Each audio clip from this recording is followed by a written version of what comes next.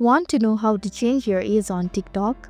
Hello everyone, I'm Justin from Take My Life and today I'll walk you through the process of how to change your age in TikTok. It's pretty simple and quick. So let's get started with the video. Firstly, open the TikTok app on your screen. Tap on the profile icon at the bottom right corner of your screen. Now tap on the hamburger icon at the top right corner of your screen. Here a menu will appear. Tap on the settings and privacy option at the last. Here scroll down to the support and about section and tap on the report a problem option.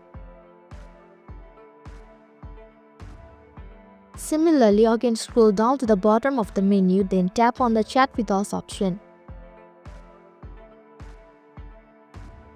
Furthermore, tap on the message box. Here we want to explain our problem to the TikTok team. You want to ask them to help you in order to change your age.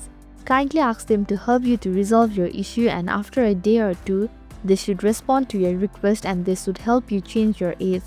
So this is how you can change your age on TikTok. Thank you for watching Take My Life. Hope this video was helpful. If it was, then hit the like button and comment down if you have any questions or feedback.